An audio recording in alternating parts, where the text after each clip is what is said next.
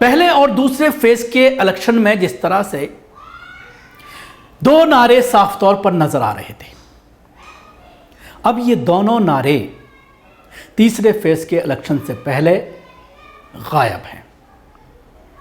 तो कहीं ना कहीं विपक्ष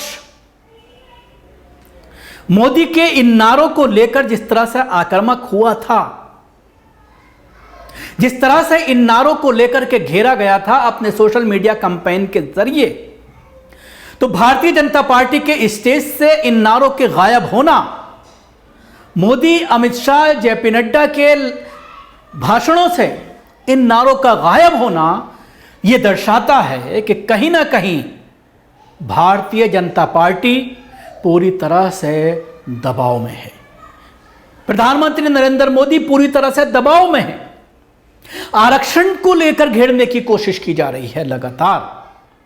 दो अहम नारे थे, अब की बार 400 पार, और दूसरा नारा था मोदी की गारंटी। ये दो नारे थे, जैसे पिछली बार, अब की बार मोदी सरकार 2014 में, 2019 में इनको बदला गया। अब 2024 के लिए नए नारे लाए गए थे, जिनको लेकर के कैंपेन तैयार की गई थी। सारे चुनाव प्रचार की जो सामग्री होती है वो तैयार की गई थी। लेकिन बीच इलेक्शन में दो फेज के बाद, बल्कि कहा जाए कि एक फेज के बाद ही ये तमाम नारे गायब हो गए, क्योंकि प्रधानमंत्री गाली गलौज पर उतर आए, हिंदू मुस्लिम पर उतर आए, मुसलमानों को देशद्रोही कहने लगे। उसके बाद मुस्लिम आरक्षण पर लगातार बोला जा रहा है, और आरक्षण को लेकर जिस तरह से कांग्रेस ने सवाल किए, संविधान बदलने की जो एक बात थी उसको आम जन तक पहुंचाने में विपक्ष कामयाब रहा। दलितों, पिछड़े, ओबीसी के लोगों को यह बताने में विपक्ष कामयाब रहा कि इस बार अगर मोदी आ गए तो देश से न सिर्फ आरक्षण खत्म हो जाएगा, बल्कि संविधान भी बदल दिया जाएगा। दबे कुचलों को, एससी एसटी को, जो संविधान में बाबा साहब ने जो हुकूक दिए हुए हैं उनको ख़त्म कर दिया जाएगा।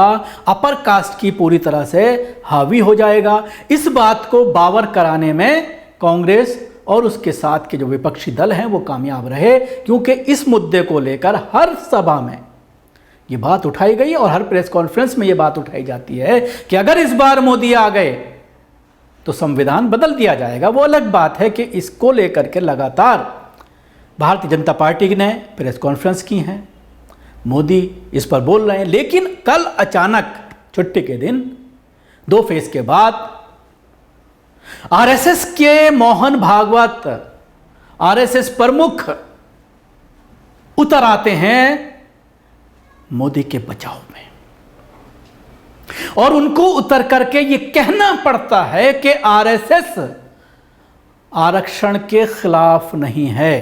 तो आप समझिए, बड़ी बेचैनी है पूरे खेमे में, संघ में भी, भारतीय जनता पार्टी में, भारतीय जनता पार्टी के शीर्ष नेतृत्व में, क्योंकि अब उनको ये लगना लगा है कि इस बार सत्ता हमारे हाथ से जा रही है, और अगर सत्ता चली गई तो फिर जो कोहराम हमने पिछले 10 साल में मचाया है उसकी एक एक फाइल खुलेगी, एक एक चीज़ का हिसाब लिया जाएगा।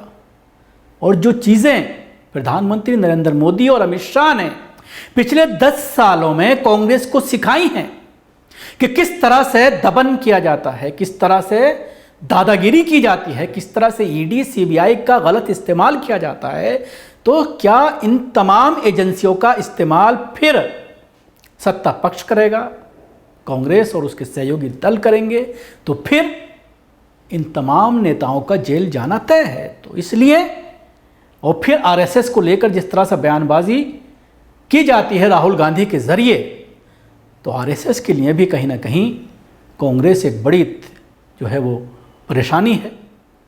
इसलिए मोहन भागवत को खुद उतरना पड़ा। हैदराबाद में एक कार्यक्रम को संबोधित करते हुए मोहन भागवत ने कहा कि संघ परिवार ने कुछ समूह को आरक्षण देने का कभी विरोध नहीं किया है। संघ का मानना है कि आरक्षण तब तक दिया जाना चाहिए जब तक कि इसकी ज़रूरत है। आरएसएस प्रमुख मोहन भागवत ने पिछले साल नागपुर में कहा था कि जब तक समाज में भेदभाव है तब तक आरक्षण दिया जाना चाहिए। उन्होंने कहा था कि भेदभाव समाज में व्याप्त है, भले ही ये दिखाई ना देता हो। तो सवाल यही है कि आखिर मोहन भागवत को क्यों उतरना पड़ा है, कि क्या पूरी ये लड़ाई हारते हुए नज़र आ रहे हैं?